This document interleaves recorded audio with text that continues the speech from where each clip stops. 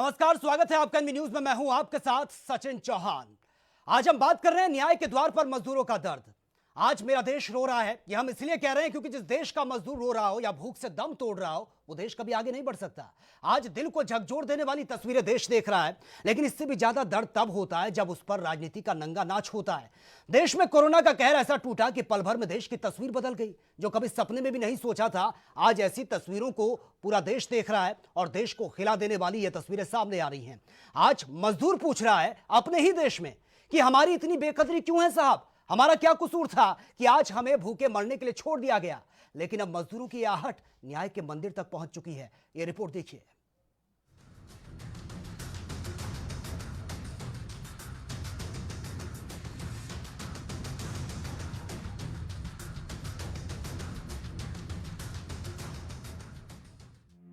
देश में कोरोना का कहर ऐसा टूटा कि पल भर में देश की तस्वीर ही बदल गई।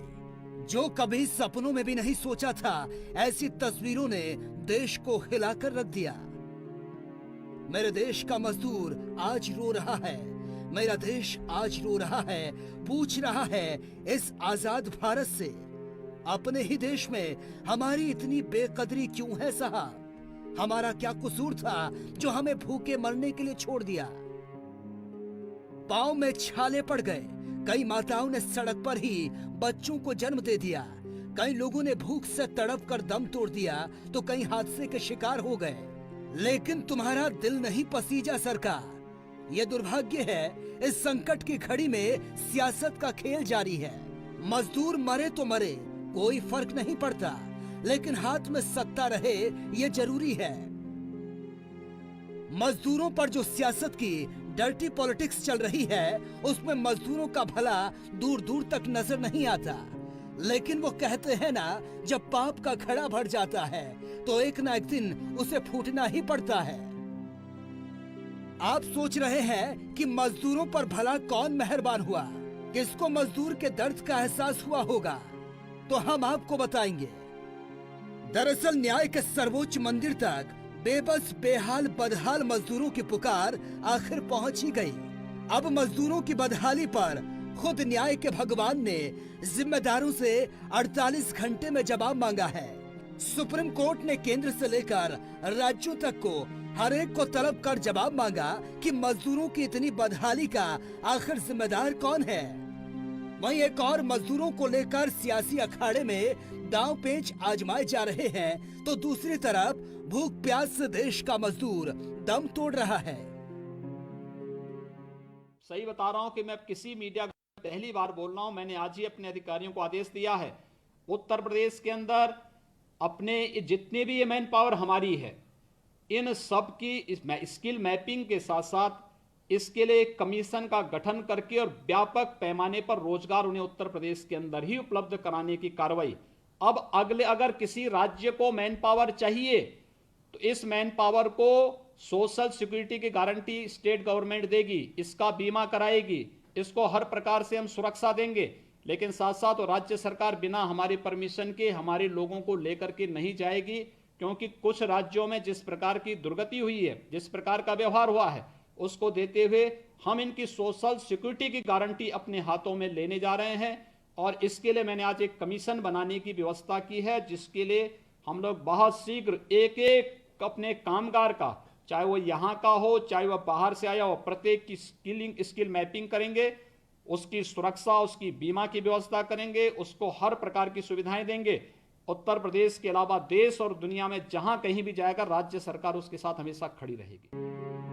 लॉकडाउन के बीच देश में मजदूरों और प्रवासियों को हो रही समस्याओं को देखते हुए सुप्रीम कोर्ट ने खुद ही इसका संज्ञान लिया, जिसमें मजदूरों को हथियार बनाकर सियासत का खेल खेला जा रहा था। मजदूरों को लेकर सरकार कितनी गंभीर है, इस बात का अंदाजा महज इस बात से ही लगाया जा सकता है। मजदूरों की थर्मल स्क्रीनिंग टेस्ट से ज्यादा फ्लोर टेस्ट की कवायद हो रही है। महाराष्ट्र में सोशल डिस्टेंसिंग पर राजनीतिक मुलाकात हावी होती नजर आ रही है। चलिए, देर से ही सही, न्याय के मंदिर में मेरे देश के मजदूरों की दर्द भरी आहट तो पहुंच ही गई। जवाब देना होगा मजदूरों पर सियासत का खेल खेलने वालों को। मजदूरों के इन हालातों के लिए जिम्मेदार आखिर कौन है? क्यों मजदूर आज सड़कों पर दम तोड़ रहा है? मजदूरों पर राजनीतिक रोटियां सेकने वालों को अब जवाब देना ही होगा। फिलहाल सबसे बड़ा सवाल यही है कि क्या सुप्रीम कोर्ट के इंटरफेयर करने के बाद अब मजदूरों की तकदीर और तस्वीर बदलती नजर आएगी? Special desk ANP news.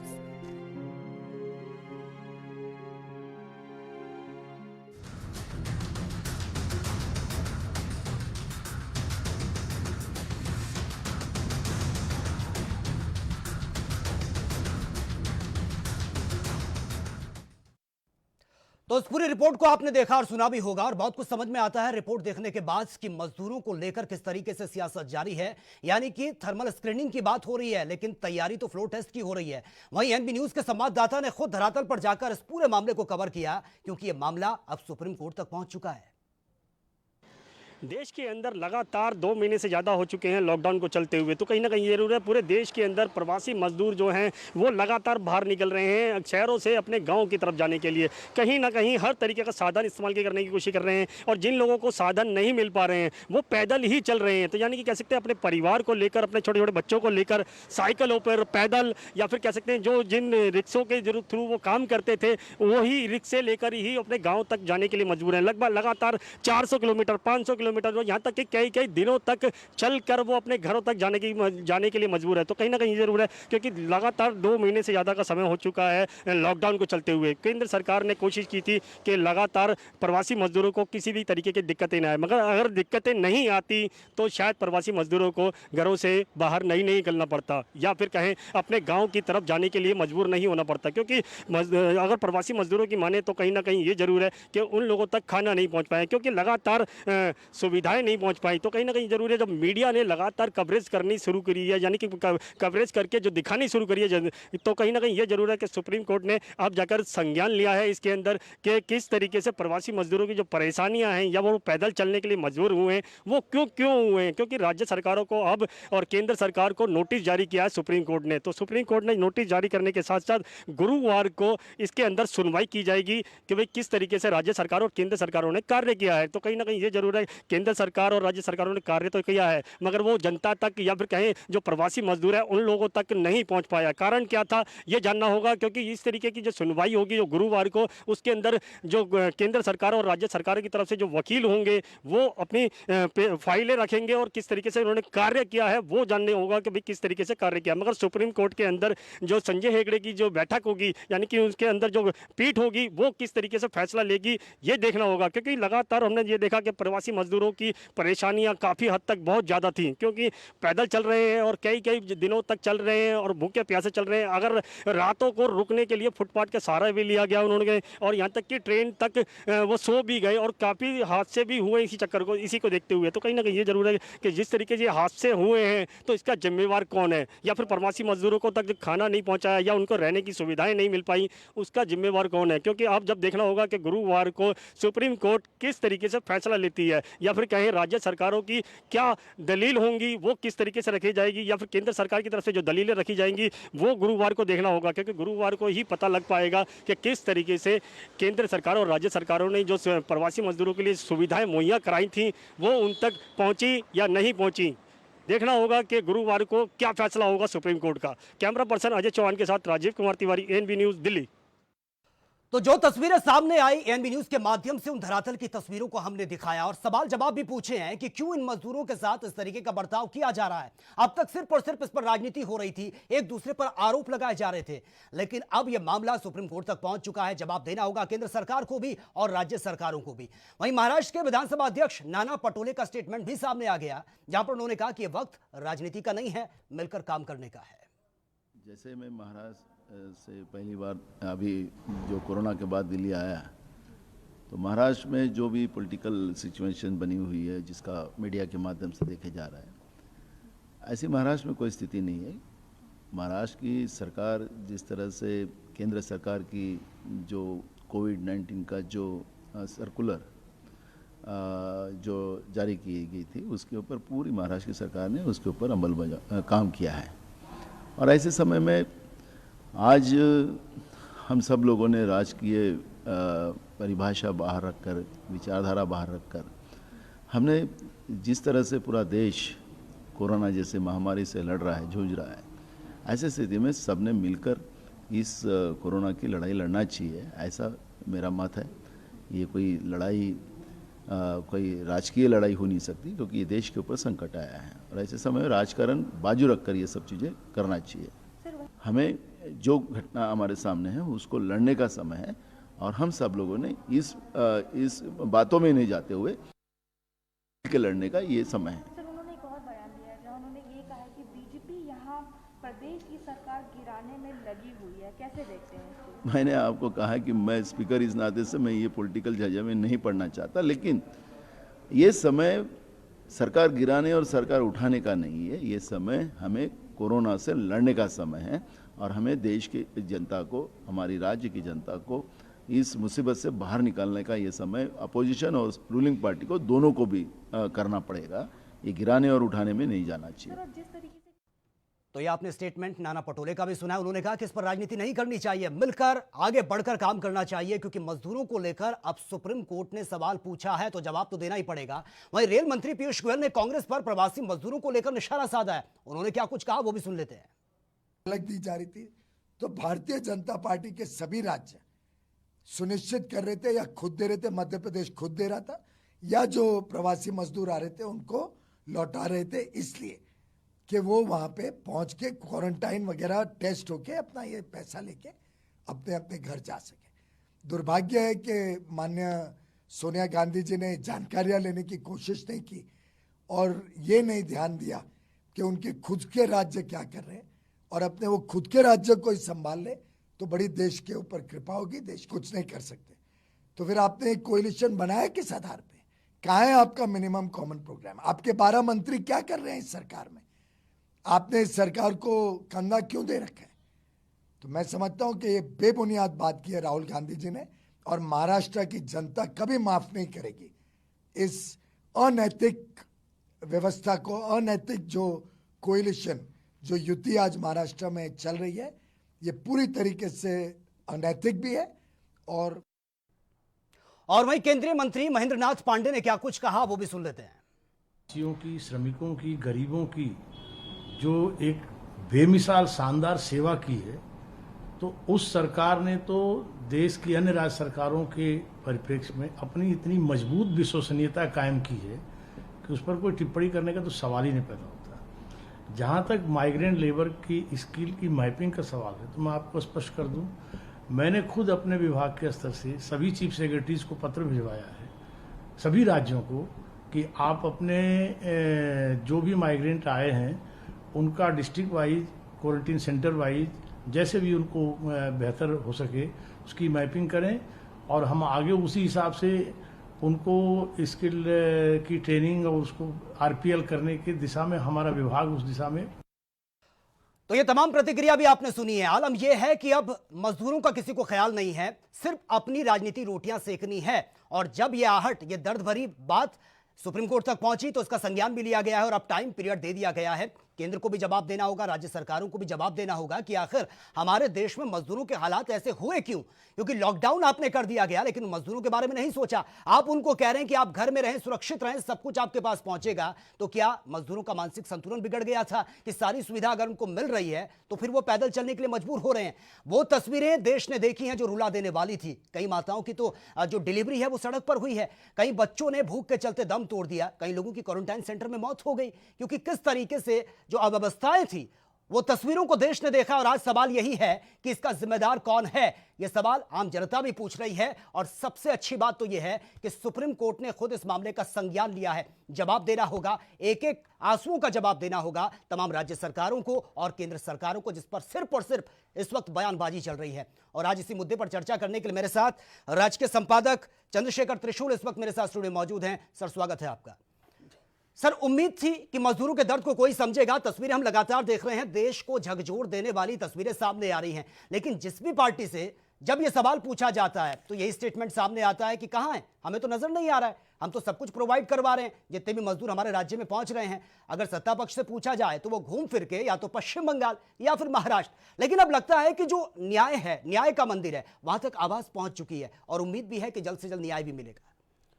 देखिए सचिन, वैसे तो ये कहना होगा कि अब पछताए होत क्या जब पटरी खा गई मजदूर, लेकिन जिस तरह भी जो देर से ही सही, लेकिन मजदूरों की गुहार न्याय की डौड़ी तक पहुंची है, तो ये बहुत महसूस होता है कि अब कहीं लगता है केंद्र सरकार का जो एक डैमेज कंट्रोल था, तमाम राज्यों का जो एक डैमेज कंट्रोल था, यूपी में बड़े बड़े दावे किए जा रहे थे, मजदूरों की सुरक्षा, उनकी सामाजिक सुरक्षा, तमाम तरह की सहूलियतों को लेके जो बात कही जा रही थी, उसका बहुत स्पष्ट खुलासा हो चुका है। जब केंद्र सरकार, जब सुप्रीम कोर्ट ने पूछ लिया है, न्याय का सर्वोच्च मंदिर है, कहीं वहां तक आहट पहुंच गई है, तो उसने पूछ लिया है कि केंद्र सरकार ने, राज्य सरकारों ने मजदूरों की सहूलियतों के लिए, उनकी रक्षा के लिए, उनकी भूख प्यास के लिए क्या किया, जवाब दें यहाँ आकर। तो ये बहुत बड़ी बात है।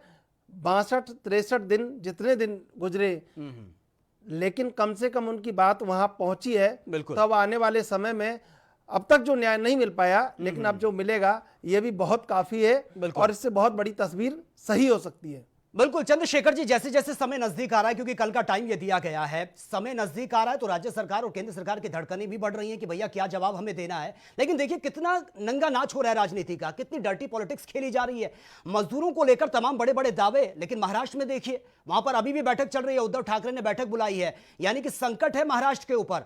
वहां पर मिलजुल कर काम करना चाहिए था, लेकिन आलम यह है कि सब अब इस जुगत में जुटे हैं कि कैसे अपनी सरकार को बचाएं, और दूसरी पार्टी ये सोच रही है कि कैसे हम कब्जा करें। आप देखिए, यही राजनीति का दुर्भाग्य है, यही लोकतंत्र का दुर्भाग्य है कि टेस्ट होने चाहिए थे कोरोना के, और फ्लोर टेस्ट की आप तैयारी कर रहे हैं। आप इकोनॉमिक कैपिटल पर कब्जे की तैयारी कर रहे हैं। आप अपने अर्थ पक्ष को देख रहे हैं, आप सत्ता पक्ष को देख रहे हैं, लेकिन मानवता के पक्ष को भूल गए हैं। जिस तरह की दौड़ पिछले 3 दिनों में गवर्नर हाउस से लेकर महाआघाड़ी बीजेपी की तमाम लोगों की देखी गई है, तमाम राजनेताओं की देखी गई है, दिल्ली तक जो कवायद जारी है, आप ये सबसे शर्मनाक विषय है राजनीति का, लोकतंत्र का सबसे शर्मनाक पक्ष है कि ऐसे समय में जब महाराष्ट्र एपिक सेंटर बना हुआ है, जब महाराष्ट्र ग्लोबल सेंटर बना हुआ है, वहां पर लगातार मौतें हो रही हैं, आप उन मौतों को रोकने के बजाय, वहां पर थर्मल स्क्रीनिंग टेस्ट करने के बजाय आप फ्लोर टेस्ट का रोड मैप तैयार कर रहे हैं, आप इस सत्ता का रोड मैप तैयार कर रहे हैं। इससे ज्यादा दुर्भाग्य देश का कुछ नहीं हो सकता। राजनीतिक दल जिम्मेदार हैं इसके लिए, और राजनीतिक दलों को एक बार अपने गिरेबान में जरूर झांक के देखना चाहिए। लेकिन अगर अव्यवस्थाओं की हम बात करें, शुरुआत से लेकर अब तक ये सारी बातें अंदर खाने थी, लेकिन जैसे धीरे धीरे मजदूरों को लेकर अब ये मामला गर्माता जा रहा है, धरातल की तस्वीरें हम लगातार दिखा रहे हैं, उसके बाद से बहुत सारी चीजें बाहर निकल रही हैं कि ना तो एग्जैक्ट आंकड़ा उन्होंने दिया, ना हमने तैयारी की है, ना हम तैयारी को लेकर जिस तरह से अब चीजें प्रोवाइड होनी चाहिए थी टाइम टू टाइम, वो सारी चीजें अब खुलकर सामने आ रही हैं, सारे कच्चे चिट्ठे अब सामने आ रहे हैं। नहीं, जब सुप्रीम कोर्ट ने ही कह दिया कि मजदूरों के लिए आपने क्या किया, मीडिया से जो रिपोर्ट्स मिल रही है लगातार, उनसे कहीं ना कहीं ये लग रहा है सुप्रीम कोर्ट ने स्वयं संज्ञान लिया, तो कहीं ना कहीं लग रहा है सुप्रीम कोर्ट को भी कि ये कहीं बहुत बड़ी अव्यवस्था है, कहीं बहुत बड़ा एक जुल्म उस ऐसे तबके के साथ हुआ है जिसको लोकतंत्र की सबसे ज्यादा दरकार थी। ऐसे समय पे जब सब लोग कोरोना से बच गए, मजदूर, अब प्रवासी मजदूर अपना जो गांव घर छोड़ के सरकार के भरोसे, अपने देश के भरोसे, कहीं देश में ही एक जगह से दूसरी जगह गया था, वो जिस हाल में, जिस फटे हाल में भूखे पेट अपने घर पहुंचा है या नहीं पहुंच पाया है, ये सबसे ऐसा एक असंवेदनशील पहलू है कि जिसने झकझोर के रख दिया है तमाम राजनीति को। लेकिन राजनीति उसको न देखकर जिस तरह से रोड मैप तैयार कर रही है, ये बहुत आज चिंता का विषय है। लोग भी इसके बारे में सोच रहे हैं, लेकिन सुप्रीम कोर्ट के कहने के बाद बहुत पुख्ता हुई है ये बात कि आखिर उन मजदूरों को, जो लोग मर गए थे सड़कों पर, उनको न्याय मिलेगा और सरकारों की जवाबदेही इस पर तय होगी कि सरकारों ने उनके लिए क्या किया। बिल्कुल चंद्रशेखर जी, लेकिन तस्वीरें देखिए ना, तस्वीरें जो हैं वो दिल को झकझोर देने वाली हैं, और इन तस्वीरों को लेकर बार बार यही कहा जाता है कि हमें तो नजर नहीं आ रही है, सारी सुविधा मिल रही है। इन लोगों का मानसिक संतुलन खराब हो गया कि अगर सारी सुविधा इनको मिल रही है तो फिर ये सड़कों पर निकल रहे हैं, माताओं की डिलीवरी हो रही है सड़कों पर, लोग भूख से दम तोड़ रहे हैं, ये कैसा भद्दा मजाक है।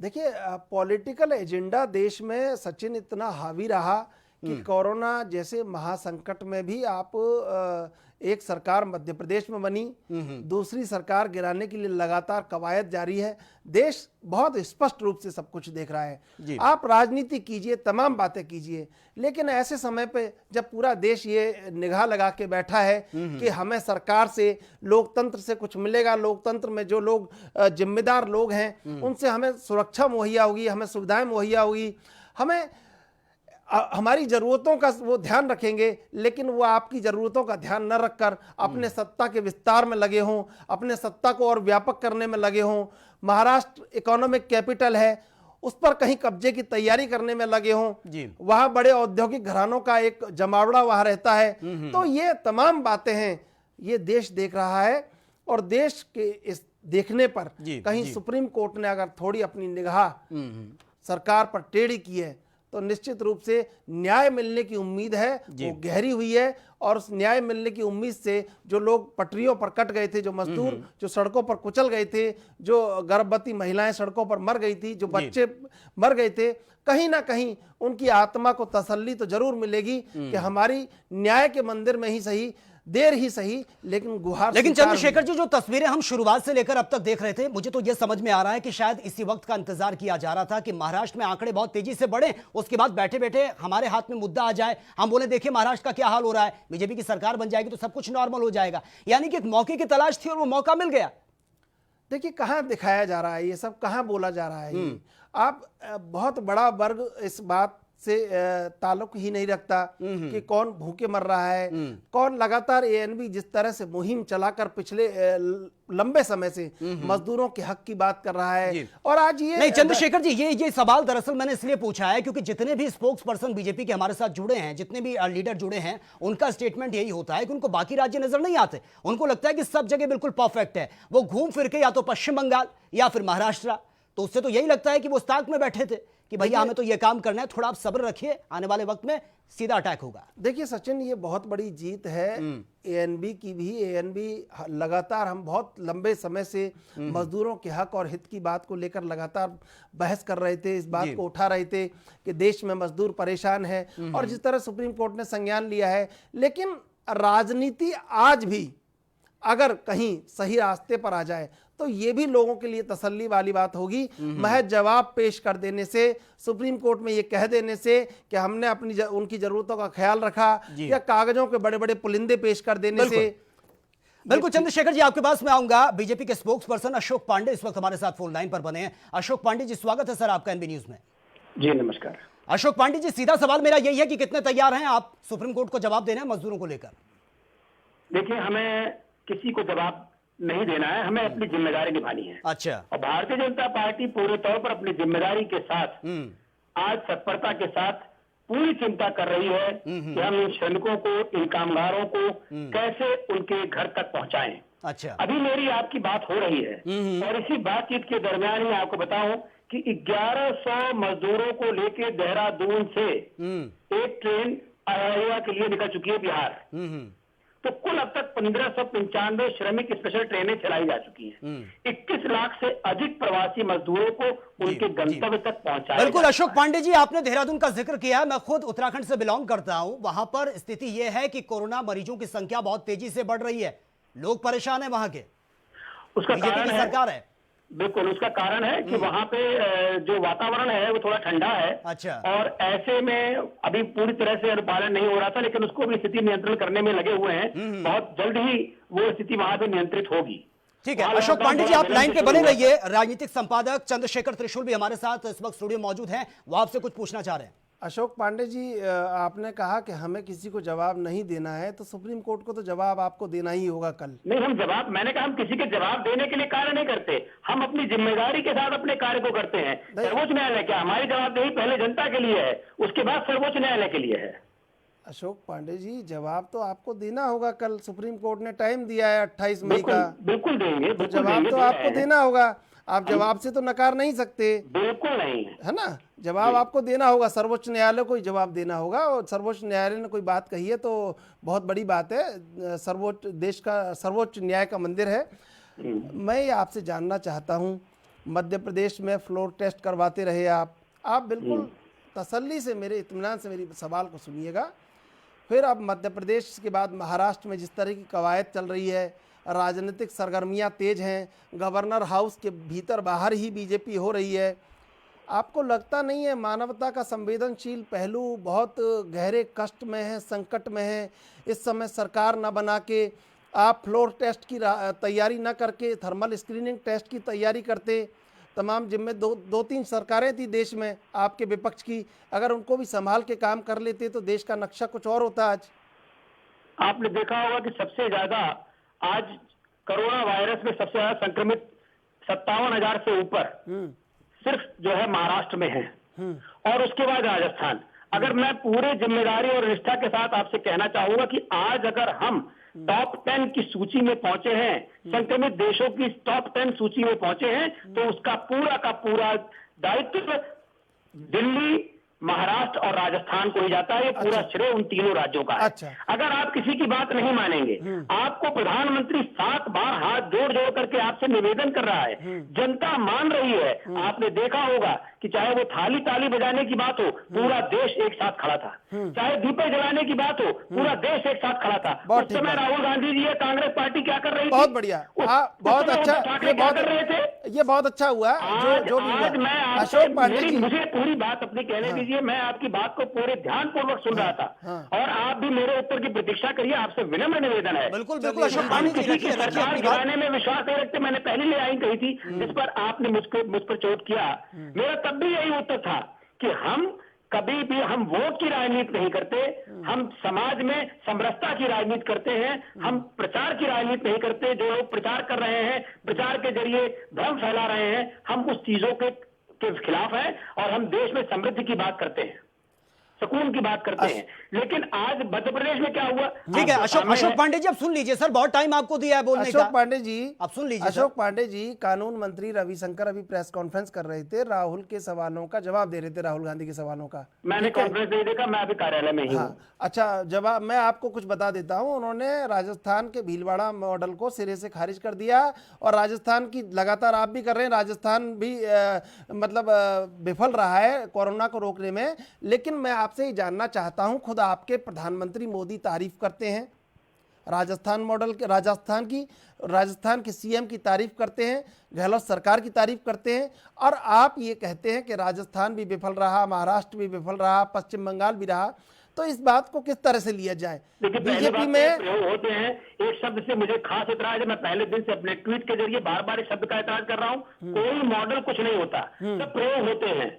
ये मॉडल, वहां का मॉडल, यहाँ का मॉडल, कोई मॉडल नहीं होता, सारे प्रयोग होते हैं। और ये प्रयोग राजस्थान ने भी किया, ऐसा ही प्रयोग उत्तर प्रदेश ने भी किया, ऐसा ही प्रयोग बिहार में भी हो रहा है, ऐसा ही प्रयोग अन्य प्रदेशों में भी हो रहा है। मेरा मतलब है कि अगर कोई प्रयोग अभी हुआ कि क्या आपने दिल्ली में एक साथ इतने श्रमिकों को बाहर कर दिया एक दुष्प्रचार करके, और वो भी प्रयोग था कि योगी आदित्यनाथ ने रात भर बैठ करके 2000 बसें लगा के उनके गंतव्य तक पहुंचा दिया। तो जो भी स्थिति होती है, प्रयोग होता है, मॉडल कोई नहीं होता। Nobody is the role model. आज हमें कोरोना से लड़ना है, और ये जिम्मेदारी हम सब की है, आपकी भी है, और पूरे देश की। अशोक पांडे जी, कोरोना से हमें लड़ना है, सिर्फ बयानबाजी से लड़ना है, या फिर धरातल पर काम करके हमें लड़ना है?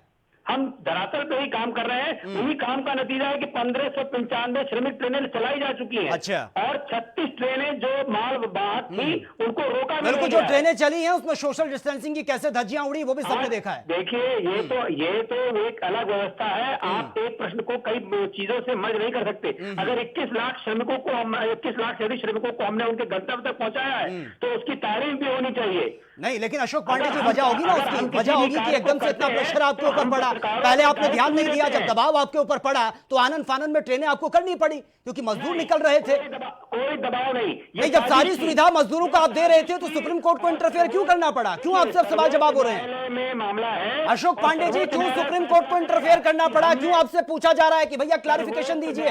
इसका फैसला कल करेगा कि हमने क्या काम किया है, क्या काम नहीं किया। बिल्कुल, क्या बताएंगे आप, क्या बताएंगे सुप्रीम कोर्ट में कि जैसे ही हमने लॉकडाउन किया तो मजदूरों को कहा कि तालियां और थालियां बजाइए, स्थितियां नहीं सुधरी तो फिर आप दीपक जलाइए। 1 मई से श्रमिकों का सिलसिला जारी हुआ। आपको याद होगा कि सबसे पहले दिल्ली में साजिश की गई, 30 तारीख थी वो, और उसके बाद 1 मई से ही हमने जो है ट्रेनें लगा दी हैं। तभी उसी का आंकड़ा मैंने आपको चलिए, बहुत अच्छी दिया। बात है, आपको डेट तो याद है, कम से कम ये तो पता है कि जो मजदूर है वो अपने घरों में कितने टाइम से और कब तक वो कैद रहा, ये तो आपको पता अशोक है। पांडे जी, बिल्कुल। अशोक पांडे जी, अशोक पांडे जी, अशोक पांडे जी, अशोक पांडे जी, अब वो डेट भी बता दीजिए जरा मुझे कि औरंगाबाद में रेल से जो मजदूर कटे थे वो कितनी तारीख को कटे थे, ये भी बता दीजिए जरा। देखिए, जो ट्रेनों अब ये मुझे याद है, मैं आपको बता देता हूँ, 8 मई को यह हादसा हुआ था, ये मैं बता देता हूँ आपको, 8 मई को यह हादसा हुआ था। मार्ग में दुर्घटना होती है तो क्या मार्ग चलना रोक दिया जाता है?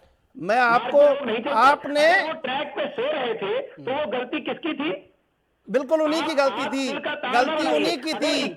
21 लाख अशोक पांडे जी, अशोक पांडे जी, अशोक पांडे जी, सत्ता पक्ष को विनम्र होना चाहिए, लेकिन इतना अहंकार ठीक नहीं है। आप खुलेआम सरेआम ये कह रहे हैं कि गलती किसकी थी? उन्हीं की गलती थी। वो भूख से मरे उनकी गलती थी, वो मजदूर थे उनकी गलती थी, वो इस देश में विश्वास रखते थे उनकी गलती थी। ये बहुत, आपको थोड़ा संवेदनशील होना चाहिए मानवता के प्रति। बहुत दुखद होती है मित्र, मौत किसी की भी दुखद होती है, लेकिन अशोक पांडे जी आप ऐसे कह रहे हैं कि गलती किसकी थी? आप 21 लाख लोगों से अधिक को पहुंचाने का श्रेय नहीं दे रहे। अशोक पांडे जी, मैं विनम्रता से आपसे एक सवाल कर रहा हूं। हाँ हाँ, आप अपने जहन से, अपने अंतर्मन से इसका जवाब दीजिएगा कि गलती उन्हीं की थी, वो सो रहे थे।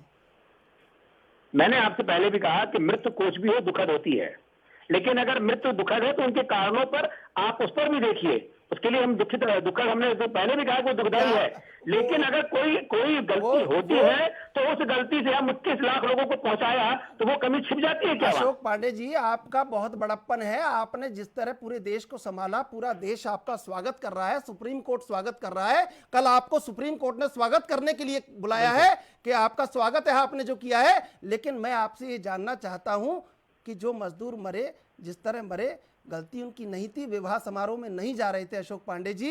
अशोक पांडे जी मजबूरी में अपना घर छोड़ के बसा बसाया 20 साल का घर छोड़ के जा रहे थे। सरकार घरों से निकलने के लिए मजबूर किया। मैं आपसे पूरी तरह से कहना चाहूंगा कि पहला सवाल आपका उनके प्रति होना चाहिए जिन्होंने पूरी तरह से इन मजदूरों को घर से बाहर निकलने के लिए मजबूर किया, जिन्होंने हर एक सवाल आप बचा रहे हैं। अशोक पांडे जी, अशोक पांडे जी, तौर पर बेईमानी से देखा जाएगा, अब ये बेईमानी के चश्मे से देखा जाएगा। क्या उनको अशोक पांडे जी, इतना हाइपर होने की जरूरत नहीं है सर, जितनी एनर्जी आप चीखने चिल्लाने में लगा रहे हैं, धरातल पर लगाते तो तस्वीरें बदलती। अशोक पांडे जी, ऊंची आवाज में बात करने से कोई फायदा नहीं। मैं पूरी ईमानदारी से अशोक पांडे जी, ऊंची आवाज से चीखने चिल्लाने से कोई फायदा नहीं। देश देख रहा है एएनबी के माध्यम से। उनको छुपा रहे हैं। अशोक पांडे जी, पानी पी लीजिए सर, आपका ब्लड प्रेशर मुझे हाई लग रहा है। आज वहां से 2 लाख लोग जा चुके हैं। अशोक पांडे जी, लोगों को कर रहा है, ठीक है, आपको पूरा देश देख रहा है। लोगों को हमने सकुशल घर पहुंचाया, उसकी तारीफ नहीं करेंगे। अशोक जी, धीरे से, पूरा देश आपको देख रहा है, पूरा देश आपको सुन रहा है, ऐसे कैसे बात कर रहे हैं? पूरा नहीं, मुझे लग रहा है कि आप बार बार उन 5 मजदूरों की बात पे ज्यादा जोर दे रहे हैं, लेकिन साजिश पर नहीं जा रहे हैं। किसकी साजिश थी कि अचानक श्रमिक बाहर निकल गए? विनम्रता से, विनम्रता से विनम्रता से जवाब नहीं है। अशोक जी, विनम्रता से जवाब दीजिए, पूरा देश आपको देख रहा है, पूरा देश आपको सुन रहा है। आप कैसे सत्ता पक्ष में तो सही कह रहा हूं, बहुत अच्छी बात है, लेकिन कह रहा हूं ना, हाँ, बहुत अच्छी बात है। आप जो बात कह रहे हैं, जो भी बात कह रहे हैं, बहुत अच्छी बात है, सब लोग उसका स्वागत करते हैं, पूरा देश आपको देख रहा है। अपनी बात कह रहा हूं। अब मैं प्रश्न कर रहा हूं, मैं विभाग से आंसर दे रहा हूं। अब मैं आपसे पूछना चाहता हूं कि कल सुप्रीम कोर्ट ने बुलाया है, केंद्र को भी, राज्यों को भी बुलाया है, उसमें ऐसा नहीं कि कांग्रेस को बुलाया, भाजपा को बुलाया, सबको बुलाया है। एक जिम्मेदारी जो सरकार की थी वो कहीं नहीं हो पाई पूरी, इसी कारण तो बुलाया है। आप थोड़ा सा बहुत इत्मीनान से जवाब दे दीजिए, अगर जिम्मेदारी पूरी होती तो सुप्रीम कोर्ट क्यों बुलाता, आपको बताएं। सर्वोच्च न्यायालय के पास वही जानकारी है जो जानकारी उनको दी गई है, उन्होंने जो पूछा है उसका उत्तर उनको दिया जाएगा और वो उससे सहमत होंगे। वैसे 2 दिशा निर्देश माननीय उच्च न्यायालय, सर्वोच्च न्यायालय का होगा, उसको पालन करने के लिए हम बाध्य हैं, हम उसको पालन करेंगे।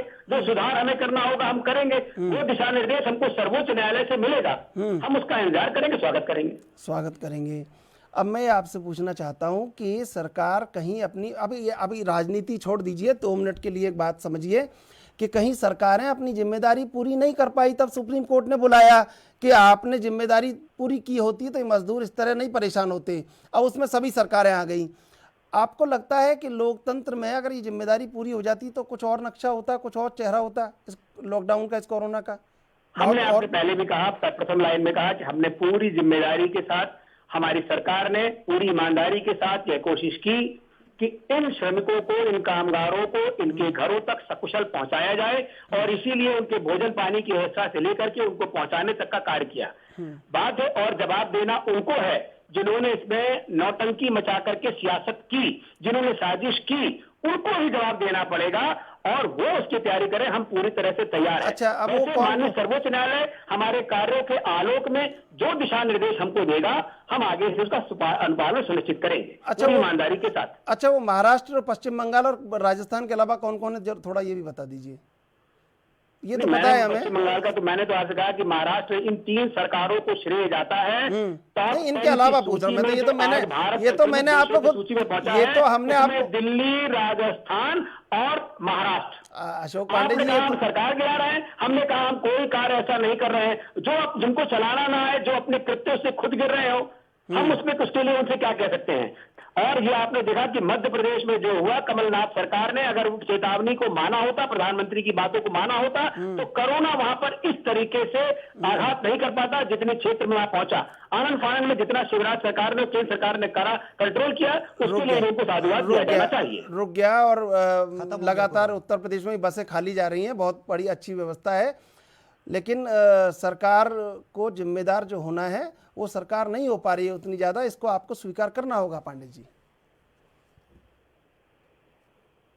अशोक पांडे जी, आप सुन पा रहे हैं सर? आपकी आवाज कट रही है सर। अशोक पांडे जी, दरअसल आप सवाल कट रही है।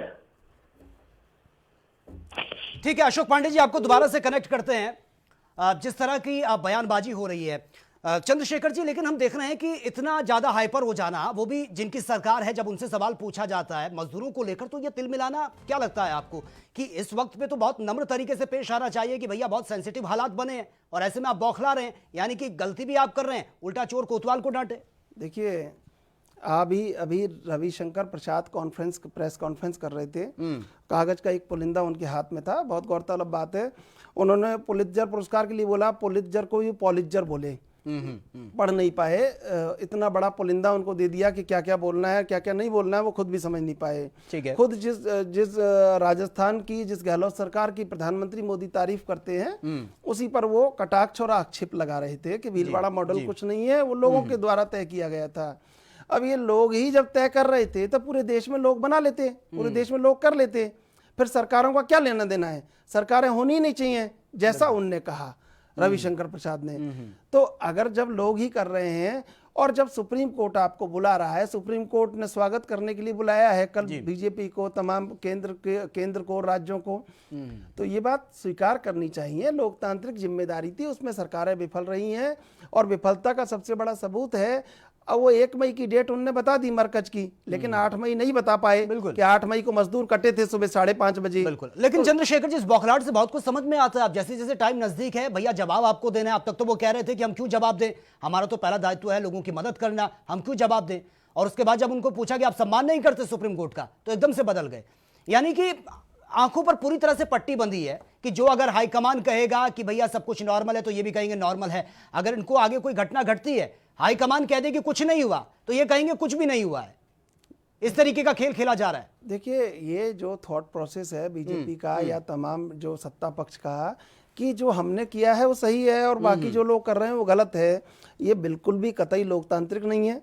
लोकतांत्रिक तरीका कुछ और होता है, और सत्ता पक्ष को हमेशा विनम्र रह के सवालों का जवाब देना चाहिए। जिस तरह की अमर्यादित भाषा, जिस तरह की भाषा आज दिख रही है, ये भाषा भी कटघरे में है, और कहीं ना कहीं लोग इन सब चीजों को देख रहे हैं सचिन, और इन चीजों पर लोगों का बहुत गौर है। और अब पिछला जो कुछ हुआ नहीं हुआ, लेकिन लोगों की उम्मीद जिससे ज्यादा होती है, उससे अपेक्षाएं भी ज्यादा होती हैं, और सरकार से जो अपेक्षाएं और जो उम्मीदें थी वो कहीं धराशायी हुई हैं, वो कहीं उन पे कहीं कुठाराघात हुआ है। बिल्कुल चंद्रशेखर जी, लेकिन जो बात बार बार सामने आ रही है कि टॉप 10 में जो भारत शामिल हुआ है उन देशों की लिस्ट में जहां पर ये कोरोना वायरस बहुत तेजी से अपने पैर पसार रहा है, इसके पीछे वो वजह जो है वो बता रहे हैं कि महाराष्ट्र, पश्चिम बंगाल और तमाम ऐसे राज्य जहां पर बीजेपी की सरकार नहीं है, उस वजह से ये टॉप 10 में शामिल हुआ है। लेकिन सवाल तो ये भी है कि जब तालमेल ही नहीं हुआ है, यानी कि आपने जो इंस्ट्रक्शन दिए वो वहां फॉलो नहीं हुए, कहीं ना कहीं गड़बड़ी तो थी जिस वजह से ये सब कुछ अब तस्वीरें सबके सामने है।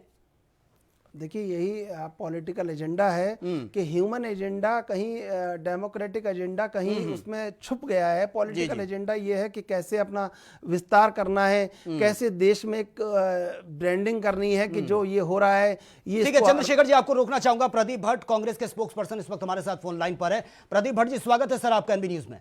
जी नमस्कार, धन्यवाद। बिल्कुल। अब प्रदीप भट्ट जी, क्या आपको लगता है, क्योंकि कल आपको भी जवाब देना है, तमाम जितनी भी राज्य सरकारें हैं और केंद्र सरकार है, सुप्रीम कोर्ट को जवाब देना है, क्या कुछ तैयारी है आपकी? देखिए जिस तरीके से अभी लॉकडाउन चल रहा है और माननीय सर्वोच्च न्यायालय ने भी और जिस तरीके से माननीय सर्वोच्च न्यायालय संज्ञान लिया है और मजदूर जो है अपने घर जा रहे हैं, घर जाना चाहते हैं। कई लोग लॉकडाउन के कारण जो है विभिन्न शहरों में फंसे हैं, कोई कहीं गांव में फंसे हैं। ठीक है। और मजदूरों के पास काम नहीं है। इस समय भुखमरी के कगार पे लोग आ गए हैं। जी। और हमने तो राज्य सरकार को भी और केंद्र सरकार को भी सुझाव दिया था कि इस समय क्योंकि मजदूरों के पास काम न होने की वजह से वो भुखमरी जैसे हालात पैदा हो गए हैं। और इस समय जो मनरेगा महात्मा गांधी राष्ट्रीय रोजगार गारंटी योजना है, ये बहुत ही कारगर योजना है। और इसमें क्योंकि 100 दिन का रोजगार प्रत्येक मजदूर को मिलता है। और प्रदीप भट्ट जी, रोजगार तो छोड़िए, 2 वक्त की रोटी नसीब नहीं हो रही है, यह है सच्चाई। रोजगार तो भूल जाइए अभी। हेलो प्रदीप भट्ट जी, अभी रोजगार को भूल जाइए, 2 वक्त की रोटी नसीब नहीं हो रही है मजदूरों को। इस समय तो जिंदा रहने का साल ही है कि इस समय किसी तरीके से जीवन बचाना है, जिंदा रहना है। और सरकार की प्राथमिकता होनी चाहिए कि लोगों को उनके घरों तक सुरक्षित पहुंचाए, उनके जीवन को बचाना पहली प्राथमिकता होनी चाहिए। अस्पतालों में लोगों को अच्छा इलाज मिले। बिल्कुल पहली प्राथमिकता लोगों को बचाना, अच्छी सुविधा उनको मुहैया करानी होनी चाहिए, लेकिन दूसरी प्राथमिकता इस पर राजनीति होनी चाहिए। प्रदीप भट्ट जी, आप लाइन पे बने रहिए। राजनीतिक संपादक चंद्रशेखर त्रिशूल हमारे साथ इस वक्त स्टूडियो मौजूद हैं, वो आपसे कुछ पूछना चाह रहे हैं। सर होल्ड ऑन प्लीज, आपके पास मैं आऊंगा। प्रदीप भट्ट जी, मेरा आपसे सवाल है, आपके पास तो एक जवाब है एक लाइन का, कल आप सुप्रीम कोर्ट में कह देंगे कि केंद्र से जो मदद मिलनी थी वो नहीं मिल पाई। अभी बीजेपी के प्रवक्ता हमारे साथ जुड़े हुए थे, उनसे हम तमाम बात कर रहे थे, उनसे भी इसी तरह की बात हमने पूछी, लेकिन वो बहुत उत्तेजित थे। सत्ता पक्ष को विनम्र रहना चाहिए, आप विनम्रता का आवरण कहीं ओढ़े हुए हैं, ये अच्छी बात है। मैं आपसे ये जानना चाहता हूं कि लोकतांत्रिक जिम्मेदारी जो राजनीतिक दलों की थी, उसमें राजनीतिक दल कमजोर रहे या नहीं रहे, मजदूर परेशान हुआ, इसको आप आत्मा से अंतर्मन से स्वीकार करते हैं या नहीं करते हैं? निश्चित तौर पर देखिए, ये जो समय है ये राजनीति का समय नहीं है। राजनीति तो आदमी कभी भी कर लेगा। अभी ये कोरोना महामारी चल रही है और हमें कोरोना महामारी से लड़ना है। और हमारे देश की सरकार, राज्य की सरकार और तमाम एक एक आदमी कोरोना महामारी से जूझ रहा है। और सब लोग चाहते हैं कि हम किसी तरीके से कोरोना महामारी से और मैंने पहले भी कहा था कि इस समय क्योंकि महात्मा गांधी राष्ट्रीय रोजगार गारंटी योजना जो है ये सबसे कारगर योजना साबित हो सकती है। इसमें जो है जो 200 दिन जो मिलते हैं मजदूरों को, उसको 100 दिन जो मिलते हैं, 100 दिन को बढ़ा करके 200 दिन अगर कर दिया जाए, बहुत अच्छी बात, ये बहुत अच्छी बात है, ये बहुत अच्छी बात है। प्रदीप भट्ट जी, घोषणा पत्र पर चर्चा ना करें तो बेहतर होगा सर। ये जो मैनिफेस्टो है आपका, अपने पास रखिए, वर्तमान हालातों पर चर्चा करें तो बेहतर होगा। प्रदीप भट्ट जी, समय का अभाव है sir, I will have to stop you. वर्तमान में जो हालात बने हैं उस पर आप चर्चा करें, घोषणा पत्र अपने पास रखें आप कि ये मनरेगा है और ये है वो है, जो वर्तमान में हालात बने हैं उस पर चर्चा करें तो बेहतर होगा, समय का भी अभाव है। चंद्रशेखर जी, सवाल पूछिए। आपकी सरकार ने कर दिया, आपकी सरकार ने कर दिया, आपकी 3 राज्यों में सरकार है, उन्होंने किया। देखिए इस समय मैंने कहा ना कि ये राजनीति का समय नहीं है। प्रदीप भट्ट जी, ये सवाल हम भाजपा से भी पूछ रहे थे, केंद्र सरकार ने क्या किया, राज्य सरकार ने क्या किया। अरे प्रदीप भट्ट जी, मैं राजनीति का नहीं है। ओहो, आप सुन ही नहीं रहे, हम सबको, अरे आप अपना राग अलाप रहे, सुन तो लीजिए महाराज। मैं ये कह रहा हूं, आपके यहाँ राज्य सरकार है, राजस्थान में आपकी सरकार है, महाराष्ट्र में सरकार में है आप साथ में, वहां पे आपने कर दिया क्या 200 दिन मनरेगा में? मनरेगा में तो ये तो केंद्र सरकार की गाइडलाइन का फॉलो करेंगे, करना चाहिए। अगर आपने कर दिया क्या? आपको पहल कर देनी चाहिए। मैं सवाल, चाहे भाजपा की सरकार हो, चाहे कांग्रेस की सरकार हो या किसी अन्य पार्टी की सरकार हो, चाहे राज्य की सरकार हो, केंद्र की सरकार हो, मैं सभी सरकारों से ये निवेदन करना चाहता हूं कि सब लोग मिलजुल करके महात्मा गांधी राष्ट्रीय रोजगार गारंटी जो है ये बहुत ही महत्वपूर्ण योजना है। और इस समय क्योंकि लोग प्रवासी जो अरे भाई हैं अपने भट्ट राज्य जी, वापस भट्ट गए, जी, घरों को वापस भट्ट आ जी, रहे, अरे लॉकडाउन भट्ट जी के आप दौरान वो अपने घरों में हैं, भट्ट जी वो सुन काम लीजिए। करते हैं और सबसे अच्छा माध्यम उनको काम देने का, उनको रोजगार देने का यही है। प्रदीप कि भट्ट जी, हम आप तो ऐसा लग रहा है कि के जैसे माध्यम से जैसे उनको काम इलेक्शन दें की और कैंपेनिंग करने के लिए उनके निकल जो रहे 100 हैं। दिन भट्ट जो जी, उनको ये काम चुनाव की प्रचार रैली प्रसार थोड़ी है हो रहा है कोई। सर। 100 दिन बढ़ाया जाए। भट्ट प्रदीप जी, भट्ट जी, ये कोई चुनावी प्रचार रैली प्रसार नहीं थोड़ी ना हो रहा है, ये चुनाव की रैली नहीं है भट्ट जी। चुनाव की रैली की बात नहीं कर रहे, चुनाव का समय, हम चुनाव की बात ये नहीं चुनाव करते हैं। चुनाव प्रचार नहीं है भट्ट जी, ये चुनाव मैंने प्रचार कहा नहीं है, ना, चुनाव की। देखिए अरे सुनिए भट्ट जी, मान्यवर, ये राजनीति का समय नहीं है और मैं कोई राजनीति नहीं कर रहा हूं इस पे। नहीं प्रदीप भट्ट जी, बिल्कुल बिल्कुल एक-एक सही बात मजदूर आपने का कही है कि देख राजनीति रहा से हूं। ऊपर उठना होगा हमें, लेकिन आप तो अपनी गांव के बीच में योजनाएं गिना रहे मजदूरों हैं। के साथ बैठता हूं मैं, अपने जो गांव का ग्रामीण प्रदीप भट्ट जी, सुनने की क्षमता रखिए सर, समय का अभाव है, सुनने की क्षमता रखिए, आपको जवाब देने के लिए बुलाया है। प्रदीप भट्ट जी थोड़ा सुन लीजिए, मैं आपसे दे रहा हूं भाई। बिल्कुल बिल्कुल बिल्कुल बिल्कुल एक सवाल सुनने की आपसे क्षमता पूछ रहे हैं रखिए। विनम्रता से। अभी अभी आपके सवालों का जवाब दे रहा हूं। अभी बिल्कुल, भाजपा के स्वागत है प्रवक्ता भी चिल्ला रहे थे और आप विपक्ष सत्ता पक्ष और विपक्ष दोनों ही चिल्ला रहा है।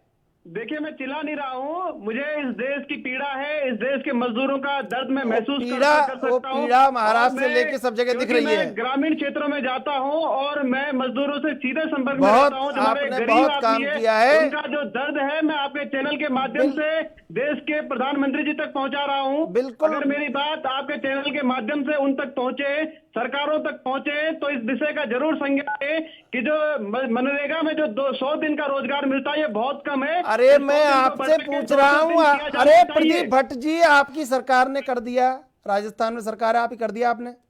सारी सरकारें करें, राजस्थान ने नहीं करा, किसी ने नहीं करा, ये सारे सरकारों ये को करना एजेंडा चाहिए। लेके- देखिए, महात्मा गांधी राष्ट्रीय रोजगार गारंटी योजना केंद्र की योजना है। ये और एजेंडा केंद्र सरकार को इसमें पहल करनी है, राज्य सरकार भी पहल करे अपने स्तर से, और सभी प्रदीप लोग भट्ट जी, इसमें आप पहल दूसरों से करें। एक्सपेक्टेशन और रख रहे हैं, अगर लेकिन जो जहां पर है, आपकी सरकार है वहां पर आप फॉलो नहीं कर रहे हैं। ये किस तरीके की बयानबाजी है? अरे आप अगर दूसरी केंद्र बातें कर सरकार- रहे हैं। केंद्र सरकार गाइडलाइन नहीं, आप जारी दूसरों से करती है, एक्सपेक्टेशन कौन- रख रहे हैं कि कौन करना करेगा? चाहिए, जहां पर आपकी कौन सरकार है वहां पर आप करेगा? कुछ नहीं कर रहे हैं। बताओ। आप अपनी राजनीति चमकाने के लिए बोल रहे हैं क्या कि मेरी आवाज मोदी तक आप पहुंचाएं, मैं हाईलाइट हो जाऊं, लोग मुझे जाने कि हाँ कोई प्रदीप भट्ट भी है। हमें राजनीति नहीं चमकानी है, हमें जनता का दर्द महसूस तो फिर करना सवालों का है। जवाब दीजिए ना सर, आप तो जनता की कंटिन्यू पीड़ा बोले जा रहे हैं। आपके चैनल के नहीं माध्यम प्रदीप भट्ट से- जी, सवालों का जवाब दीजिए, सुनने की क्षमता रखिए सर। आपसे जो पूछा जा रहा है कट टू कट जवाब दीजिए, तब समझ में आता है कि वाकई दर्द है आपके दिल में मजदूरों के लिए। ठीक है, सुनने की क्षमता रखिए, समय का अभाव है। चंद्रशेखर जी सवाल पूछिए। दर्द बहुत है। चंद्रशेखर जी सवाल पूछ रहे हैं, प्रदीप भट्ट जी प्लीज। प्रदीप भट्ट जी, जनता के बीच में प्रदीप और भट्ट- जनता की पीड़ा इसलिए हम महसूस करते हैं। अरे एनबी न्यूज कोई प्रचार प्रसार का माध्यम नहीं है कि आप कंटिन्यू बोलेंगे हमें ऑडियंस को सुनाने की। देखिए प्रदीप भट्ट जी बोल रहे हैं। गांधी राष्ट्रीय रोजगार गारंटी योजना। अरे भैया कब से सुन रहे हैं रोजगार रोजगार, प्लीज शांत हो जाइए, सुन लीजिए सर, सवालों का जवाब दीजिए, कट टू कट होना चाहिए, समय का अभाव है। प्रदीप भट्ट जी आपका फेडर मुझे डाउन करना पड़ेगा अगर आप नहीं सुनेंगे। आपसे अपील है प्लीज। जोड़ने का Pradeep Bhatt ji, I will have to stop you, please शांत हो जाइए सर। बहुत अच्छा जरिया है। प्रदीप भट्ट जी, आप प्रचार प्रसार कर रहे हैं क्या? सुनने की क्षमता रखिए, क्या मैसेज आप दे रहे हैं? आपसे सवाल पूछा जा रहा है, जवाब दीजिए। कर दिया जाना चाहिए, मैं यही तो कह रहा हूँ। ठीक है, हो गया, मैं मजदूरों सवाल की पूछिए पीड़ा को चंद्रशेखर बयां जी, कर रहा वो हूं। चुप नहीं होंगे, आप सवाल पूछिए। पीड़ा बयान हो गई। आप हम कुछ पूछ लें आपसे, आपकी इजाजत हो तो? पूछिए। मैं ये पूछ रहा हूँ आपसे कि महाराष्ट्र में चल रहा है, आपने बहुत इतना लंबा बखान कर दिया, अगर राजनीतिक दल जिम्मेदार होते तो सुप्रीम कोर्ट कल उन्हें क्या लेने बुलाता? ये मैं पूछ रहा हूँ आपसे। देखिए, राजनीतिक दल चाहे कोई भी हो, आज ये बड़ा दुर्भाग्य है इस देश का कि हमारे सत्ता में जो लोग बैठे हैं, चाहे वो राज्य सरकारों में हो चाहे केंद्र सरकारों में है, मैं ये नहीं कह रहा कि कांग्रेस दोषी नहीं है। अगर कांग्रेस की सरकार भी कहीं पे दोषी है तो जनता ने उनको भी नकारा है। और आज अगर भारतीय जनता पार्टी की सरकार है और काम नहीं करेगी तो उनको भी नकारा जाएगा। लेकिन ये समय जो है ये राजनीति करने का समय नहीं है। ये समय है हम अपने मजदूर भाइयों को उनके जीवन को कैसे बचाएं, उनके जीवन को कैसे सरवाइव करें, उनको रोजगार के अवसर कैसे उनको उपलब्ध कराएं। और जो हमारे नए नौजवान भाई हैं जो कहीं होटलों में काम करते थे, फैक्ट्रियों में काम करते थे, कंपनियों में काम करते थे और आज वो अपने घरों को वापस लौटे हैं, उनसे उनका रोजगार छिन गया है, उनको हम रोजगार से कैसे जोड़ें, उनको उनके घरों में रोजगार कैसे उपलब्ध कराएं, ये बड़ा सवाल है। और सभी सरकारों को, चाहे वो केंद्र की सरकार हो, राज्य की सरकार हो, चाहे भाजपा की सरकार हो, कांग्रेस की सरकार हो, बसपा सपा किसी भी पार्टी की सरकार हो, मैं इस समय स्पष्ट तौर पे कह देना चाहता हूं कि इस समय दलगत राजनीति बीच में न ला करके हम सबको इकट्ठे होकर के हमारे देश के जो माननीय प्रधानमंत्री नरेंद्र मोदी जी है उनको भी तो जो है आप ये सोचना चाहिए कि जो गरीब व्यक्ति है उसको जीवन को कैसे बचाएं। आज आदमी जो है 100-200 किलोमीटर पैदल चल करके अपने घर जा रहा है, उसको बहुत पीड़ा महसूस कर रहा है। लोग जो है अपनी जान गंवा रहे हैं। प्रदीप भट्ट जी, सवाल मेरा आपसे यही है कि मोदी सरकार ने क्या सही समय पर सही कदम उठाया? प्रदीप भट्ट जी, मोदी सरकार ने सही समय पर सही कदम उठाया मजदूरों को लेकर, हाँ या ना? जवाब दीजिए। हेलो, प्रधानमंत्री नरेंद्र मोदी ने या मोदी सरकार ने मजदूरों को लेकर सही समय पर सही स्टेप उठाया? जवाब हाँ या ना? देखिए, केंद्र सरकार अपने स्तर से काम कर रही है और राज्य सरकारें भी अपने स्तर से काम कर रही है। मैं किसी सरकार को दोष नहीं देना चाहता हूं कि न मैं किसी पे टीका टिप्पणी करना चाहता हूं। मैं ये कहना चाहता हूं कि इस समय हमारे सामने जीवन बचाने का टीका टिप्पणी के लिए हम नहीं बोल रहे हैं, लेकिन सच बोलने की हिम्मत आप रखिए। आप तो नाखून काट के शहीद होने का नाम कर रहे हैं। नहीं, आप अगर दर्द को समझ रहे हैं तो हिम्मत रखिए ना किसी के खिलाफ बोलने की। अगर आपकी पार्टी काम नहीं कर रही है और एक आप देख रहे हैं कि वाकई इस तरीके की स्थिति बनी हुई है, तो हिम्मत रखिए बोलने की। आप कह रहे हैं कि मैं तो राजनीति से परे हूं, एक तरफ आप बच भी रहे हैं, दूसरी तरफ आप हमदर्दी दिखा रहे हैं। जनता सिरे से खारिज करे और जो लोग काम नहीं करेंगे जनता उनको सबक सिखाएगी। और मैं एक ऐसे राज्य से आता हूं, उत्तराखंड देवभूमि, और हमारे प्रदेश के अंदर जो इस समय हालात है, मैं उन हालातों से आपको अवगत करा रहा हूं कि मेरे क्षेत्र में, मैं ग्रामीण क्षेत्रों में जब जा रहा हूं वहां पे, क्योंकि मनरेगा में जॉब कार्ड लगाने पड़ते हैं और जॉब कार्ड पर्याप्त मात्रा में लोगों को उपलब्ध नहीं हो पा रहे, इसलिए मैंने ये कहा है कि 100 दिन कम है, कम से कम 200 दिवस होने चाहिए कार्य दिवस। और मजदूरी कम से कम 300 रुपए होनी चाहिए, तभी हम जो है मनरेगा के माध्यम से लोगों को रोजगार दे पाएंगे। ठीक है, चंद्रशेखर जी आपसे कुछ पूछना चाहते हैं सर, आखिरी सवाल, समय बहुत कम है। कल क्या जवाब होगा आपका सुप्रीम कोर्ट में? प्रदीप भट्ट जी जवाब दीजिए सर। हेलो, कल क्या जवाब देंगे, क्या जवाब होगा, कांग्रेस क्या कहेगी कल?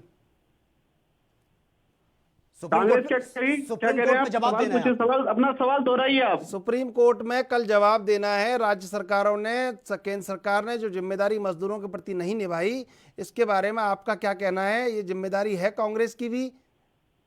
देखिए, ये राज्य सरकार की भी जिम्मेवारी है, केंद्र सरकार की भी जिम्मेवारी है। ठीक है। और जिस सरकार ने अपने जिम्मेवारी को बखूबी नहीं निभाया है, कोई जिसने अपने कर्तव्यों का निर्वहन ईमानदारी से नहीं किया है, और वो वहां पे जवाब देंगे। मेरा एक सवाल है कि इस समय जो हमारे प्रवासी भाई जो अपने घरों को लौट रहे हैं, उनको हम कैसे रोजगार के अवसर पैदा कराएं। और इस समय सबसे बड़ा जो इफेक्ट पड़ा है, जो हमारे पर्यटन व्यवसाय जो पूरी तरीके से ठप हो गया है। मैं एक ऐसे क्षेत्र से आता हूं। बिल्कुल प्रदीप भट्ट जी, आप जिस स्टेट से बिलोंग करते हैं, मैं भी उसी स्टेट से बिलोंग करता हूं, मुझे पता है उत्तराखंड की भौगोलिक स्थिति क्या है। चलिए प्रदीप भट्ट जी, बहुत बहुत शुक्रिया फिलहाल आपका हमसे जुड़ने के लिए।